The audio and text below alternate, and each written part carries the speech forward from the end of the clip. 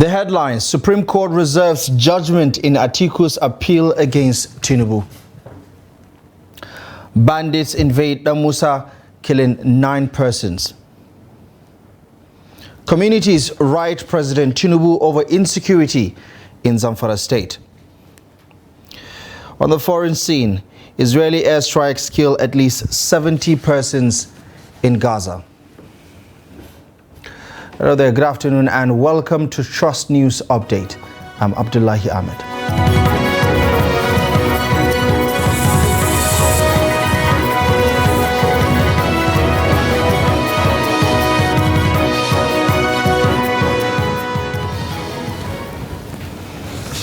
We begin the updates at the Nigeria Supreme Court as the Apex Court has reserved judgment in the appeal filed by Atiku Abubakar and the People's Democratic Party (PDP) against the judgment of the Presidential Election Petition Court, which affirmed the victory of President Bola Tinubu in the last presidential election. A 7-member panel of the court, led by Justice Iyang Okoro, announced this on Monday after counsel to parties adopted their briefs of argument and made final submissions. The Apex Court also took arguments from lawyers to parties on the motion filed by Atiku to supply fresh evidence on forged documents. And counsel to Atiku Abubakar, Chris Uche, urged the court to grant the motion and allow their appeal, granting the prayers sought and disqualify Tinubu. Counsel to respondents, Abubakar Mahmoud for the Independent National Electoral Commission, Wole Olanipekun for President Tinubu, and Akin Olujimi for the APC urged the court to dismiss both the motion and the appeal for lacking in merit. When the court reconvened, it heard the appeal of the Allied People's Movement. The party was urged to withdraw its appeal in its bid as it did not have prayers for determination. Counsel for the APM, Machuku Ume, subsequently withdrew his appeal. The respondents did not object to the withdrawal. The Apex Court thereafter dismissed the appeal. Behind me is the Supreme Court, which is Nigeria's Apex Court. It has reserved judgment on the appeals filed by the major frontline presidential candidate in a February presidential election in Nigeria. The candidate of the People's Democratic Party, Atiku Abubakar, and his Labour Party counterpart, Peter Obi. Both of the parties are before the Supreme Court challenging the outcome of the Presidential Election Court on this matter. They have various grounds. But one of the new West ground is, of course, attempt by the People's Democratic Party, PDP, to admit, if you like, or get admitted evidence arising from its discoveries from the Chicago State University concerning the certificates of the incumbent president, Bola Ahmed Tinubu. On both appeals, the Supreme Court had listened to both parties' arguments and reserved judgment. While it struck out the appeal by the APM, the APR, which was brought forward in contention of the ruling or judgment concerning allegation of double nomination by the vice presidential candidate, now Vice President of Nigeria, Kashim Shettima. The Supreme Court in this instance said it cannot sit on an appeal determined. That means sitting on a decision that has been taken by the same court. It urged the parties to withdraw the suit, which they did, and then eventually it was struck out by the Supreme Court. Now, the panel of justices of the Supreme Court, led by Justice Iyang Eko, have reserved judgment on the substantive matter, that is on the 2 major appeals, that of the PDP and the Labour Party. It is for a date to be communicated to the parties in due course. And on the admissibility or otherwise of the new evidence, the Supreme Court has said that it is going to deliver ruling on that particular matter alongside the judgment it reserved. From the Supreme Court here in Abuja, Nigeria's capital, Shafiu Suleiman, Trust TV News. Shafiu Suleiman there a little earlier at the Apex Court on the commencement of the appeal by the PDP, the Labour Party and the APM on the presidential election petitions court's ruling. Now, bandits have raided Damusa town, the headquarters of Damusa local government area of Katsina State, killing 9 people, including a policeman. According to reports, the bandits also kidnapped an unspecified number of residents, with many reportedly sustaining injuries after a house-to-house raid by the bandits. The recent attacks, according to some residents, may not be unconnected with recent capture and the killing of a notorious bandit leader in the area by the newly commissioned Community Watch Corps in the local government area. The police spokesperson in the state, Assistant Superintendent of Police Abubakar Sadiq Aliyu, has confirmed the development, stating that only 5 persons have been killed in the attack.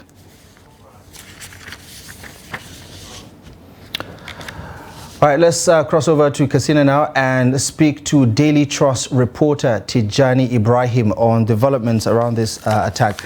Tijani, thank you very much for joining us on the news update. What can you tell us about the figure, for instance, where it was earlier reported that some 9 persons were killed, but the police confirming that it was just 5? What do we know about the tally so far? Yes, thank you. Just a few minutes ago, I was able to speak with the locals, and they said the figure has even risen to 11 now.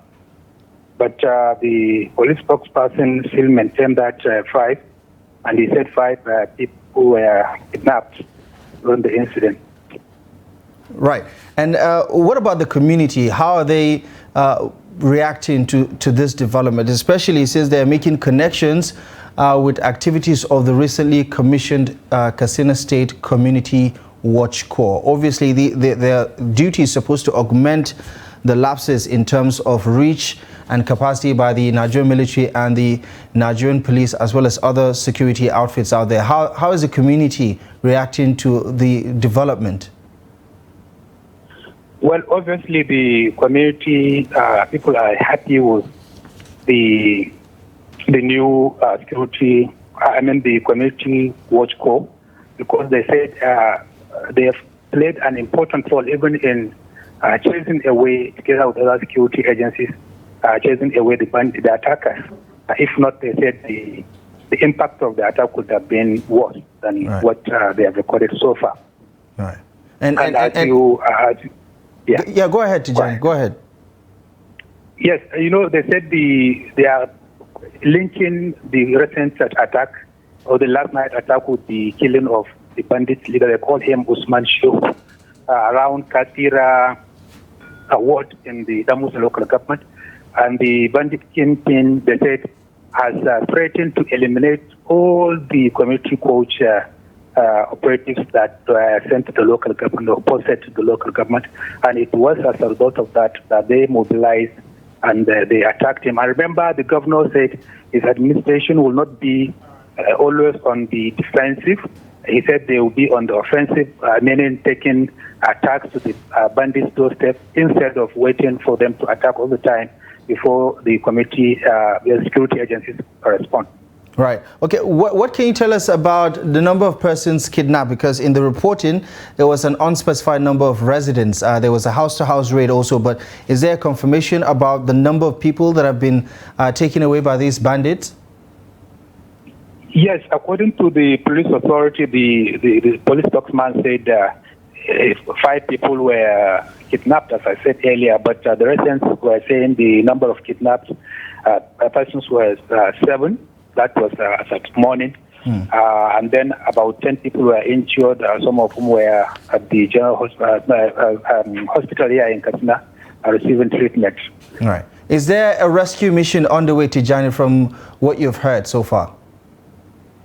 Yes, the police spokesman in a text message sent to us said there are frantic efforts to chase the attackers and then perhaps try to rescue some of the kidnapped victims. Okay.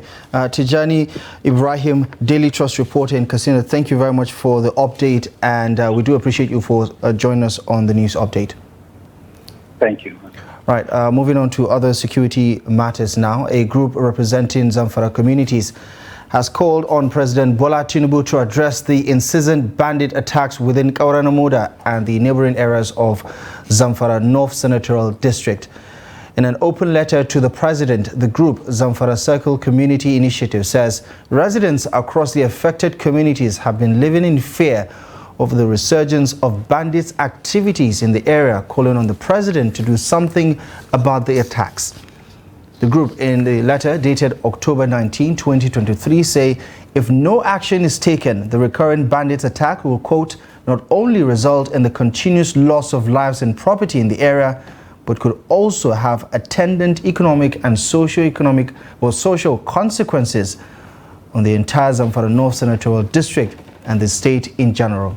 The group say the aggression by bandits has strangulated educational and economic activities in the area, adding that commuters are at risk of being kidnapped, while many residents are being held hostage in kidnappers' den.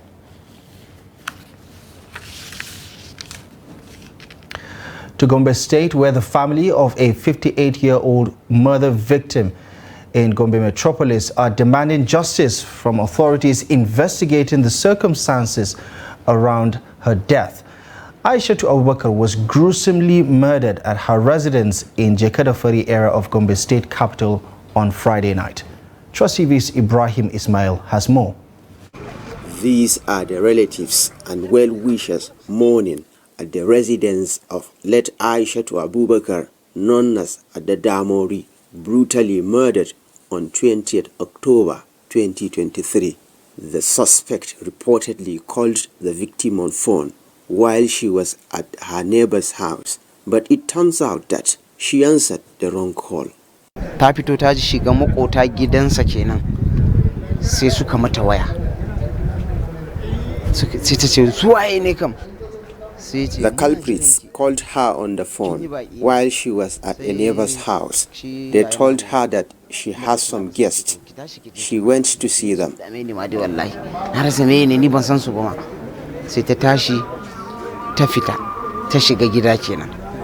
Na zo ni shekaran jeran Alhamis mun kwana muna hira da ita. On Thursday, we spent the whole night discussing together. She was treating an eye illness, so I wanted to revisit and see her. Then this happened. May Allah forgive her. Wanda ya aikata mana wannan aikin ya Ubangiji Allah kar ya bashi. Let Aishatu's neighbor, who was shocked by the incident, called on relevant security agencies to strengthen security in the state.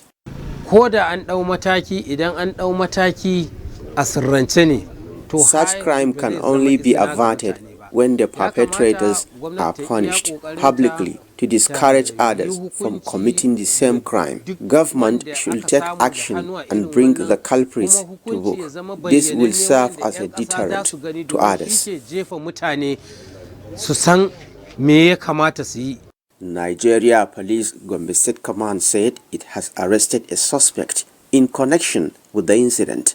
Aishatu's tragic killing comes 2 months after the murder of an Islamic cleric, Sheikh Ibrahim Albani Nkuri, in a similar circumstance. Ibrahim Ismail, Trust TV News, Gombe. Hi, you're watching the news update on Trust TV. Coming up ahead, we'll take a look at the need to preserve cultural heritage across Nigeria. More on this and many other stories in just a moment.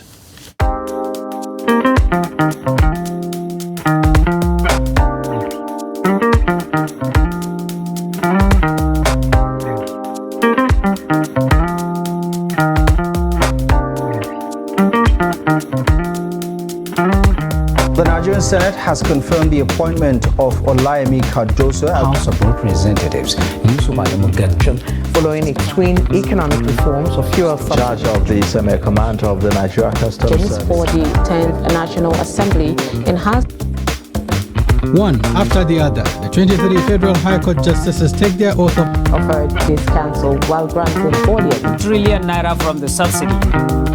FIFA has confirmed Spain, Portugal, and Morocco has been named as the co-host.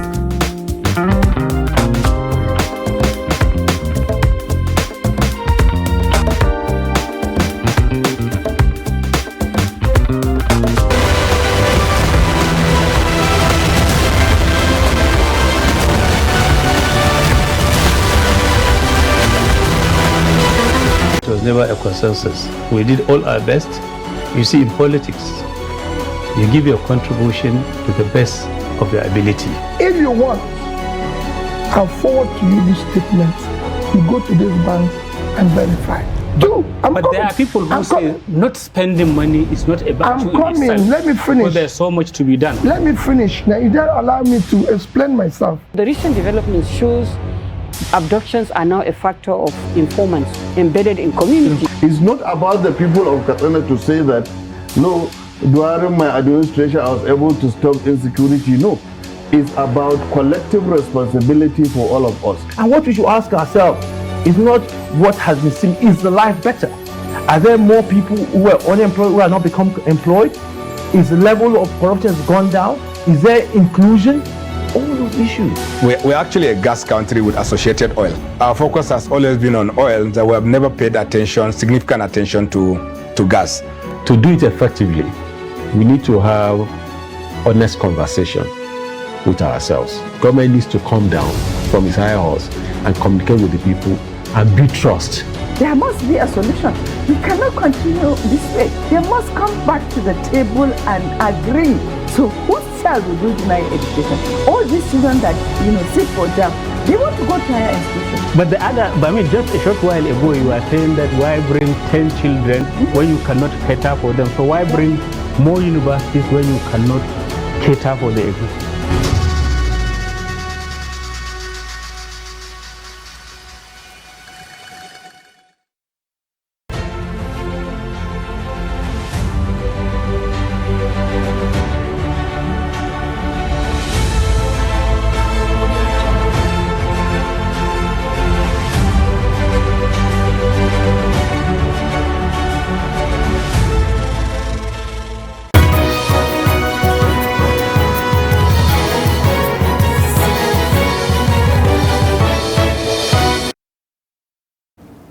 Welcome back to the news. Here's a quick reminder of our top stories. Supreme Court reserves judgment in Atiku's appeal against President Tinubu. And bandits invade Damusa in Katsina, killing 9 persons. Residents of Ogba area of Lagos State are calling on the Lagos State government to commence repair works on the dilapidated road linking the densely populated region to other parts of Lagos State. Trust TV's Victoria Tokolo reports that a lack of motorable roads in Ogba is militating against the socio-economic growth and development of the people in the area. Our report is presented from our studio.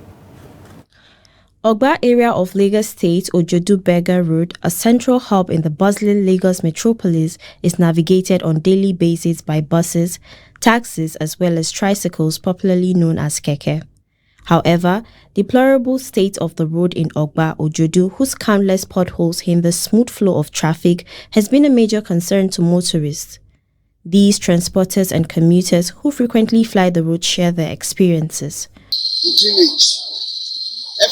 Ever since they constructed that new village at the back of the district here, so the problem started until they give a proper channel where the flood can go freely. Even if they repair this road tomorrow, before the next rainy season, it will get spoiled. Until the drainage was channeled properly, when the flood can flow without overflowing the road. That's the problem. I can't say what's wrong with the road, but the road is bad. It don't get deep, more down what we are expecting. When they bring out the sand from the gutter, they don't always pack it out. They need another rainfall, then the sand will not go back to the gutter. Eventually, the thing now get blocked. They attributed the current state of the road in Ogba, Ojodu Berger, to what they called blocked drainage system, with numerous shops encroaching upon the essential waterways. Authorities in the state, however, commenced skeletal repairs on the road with a view to make it motorable. Ogba area is a busy community which is a host to a popular Sunday market, evening and night market, several shopping malls, hotels, guest houses, eateries and bars, making it attractive to those seeking for leisure. And in Kano, hundreds of youth thronged the Bompai residence of former Kano State Governor Rabi Musa Kwankwaso, seeking admission into the newly established Majidadi Institute of Islamic Research and Advancement. The youth, comprising male and female Quranic memorizers from 44 local government areas of Kano State, were at the Bompai residence of the former governor of Kano State to register their names for verification. Kwankwaso, who had recently donated a building to serve as the Majidadi Institute of Islamic Research and Advancement, and to address the issue of redundant movement of Sangaya students, commonly known as Al-Majire or Al-Majire in Kano State. He also says the Quranic Center is meant to provide both formal and Quranic education to millions of Al-Majire between the ages of 15 to 25 years who had memorized the Holy Quran. According to him, these trained Al-Majire will be certified with primary, secondary and diploma certificates. It was gathered that the center has a curriculum in which students will be trained within the shortest possible time to enable them get access to primary and secondary certificates to secure admission into universities. The monarch of Ogwashi Uku Kingdom in Aniocha South Local Government area of Delta State, His Royal Majesty Obi Ifechukwude Anishi Okonjo II, has enjoined stakeholders to redouble efforts at preserving African culture in the face of growing Western influence. According to the traditional ruler, the cultural heritage of the people is significant in defining a people's true identity. Trust TV's Jonathan Awanyai reports. The monarch told youth to support and promote efforts to preserve Nigeria's cultural heritage, stressing the importance of preserving the country's heritage. The traditional ruler harped on the need for Nigerians to appreciate and promote the country's diverse cultures, adding that cultural diversity is significant to national growth. Our culture, and it is this unique culture that helps us to sort a lot of our problems, our social problems. So with our culture, you're able to know where the boundaries are between different age groups, between the different the sexes, and between the different socio-cultural organizations within the kingdom. So it has a lot of significance. We must maintain it, we must sustain it, and although I believe that we must reform some of it. Others who spoke to Trust TV said preservation of Nigeria's cultural heritage is imperative for the country to liberate itself from the clutches of imperialism, which he said is destroying the country's natural values. Mostly here in Delta State, we need to involve Delta State arts and culture so that the government will come fully. Then they will create more awareness, the importance of culture in the community, because that is our identity. What is happening these days, our youth have decided to imbibe the Western cultures and do away with our own culture. For me, my message is our culture is important. We cannot allow it die because of Western cultures. The West have their own, the one they practice. Let's say, for instance, now, you look at our youth, you see the way you see men piercing their ears. You see they're putting on trousers, allowing the trousers to go down, like they say they call it sag. You know that? These are Western cultures. These are the things that we have brought in from the white culture. According to them, growing moral decadence in the society can be addressed if core traditional values are upheld. Jonathan Awanyai, Trust TV News, Asaba. All right, let's take a look at developments on the international scene. Israeli strikes on Gaza overnight and early Monday morning have killed at least 70 persons, according to Hamas officials, as the military says it has struck some 320 targets in the Palestinian enclave in 24 hours. The Hamas-controlled government media in the blockaded Gaza Strip said in a statement that more than 60 persons were murdered in the Israeli raids during the night, including 17 who were killed in a single strike that hit a house in Jabalia area in northern Gaza. At least 10 other people were killed in new strikes on Monday morning, the media office said in a separate statement, bringing the overall total since Sunday's night strikes to at least 70 deaths. For more than 2 weeks now, Israel has pummeled the Hamas-controlled Palestinian territory with airstrikes, followed by a cross-border attack launched by the armed group on October 7. The violence has left at least 1,400 people dead in Israel, according to official figures. The bombing campaign has killed more than 4,650 Palestinians, mainly civilians, including at least 1,873 children, according to Gaza's health ministry. Between 200 and 300 people have been killed each day in the besieged territory, according to the government's total. Now, amid the campaign, tens of thousands of Israeli troops are gathered along the enclave's borders for a widely anticipated ground invasion. Israel has warned more than 1 million residents in northern Gaza to move south for their safety, and the United Nations says more than half of the territory's 2.4 million people are now displaced. In sports, Lewis Hamilton was disqualified from second place in the US Grand Prix after running Max Verstappen's Red Bull close for victory. Hamilton was just 2 seconds behind Verstappen at the flag, but his car was later declared illegal for excessive wear in the underfloor skid blocks. Ferrari's Charles Leclerc suffered the same fate after finishing 6th. Hamilton's disqualification promoted McLaren's Lando Norris to 2nd and Ferrari's Carlos Sainz to 3rd. Verstappen was measured, slowly picking off the cars in front of him and then holding on for his 50th career win. Hamilton passed Norris for 2nd in the final laps, but ran out of time to catch Max Verstappen for the lead. Well, that's it. You're up to date with the latest news stories at this hour. Thank you most kindly for joining us. Do well to follow us across our social media platforms to catch up on more content. You can visit trusttv.com for more news. My name is Abdullahi Ahmed. Thank you for watching.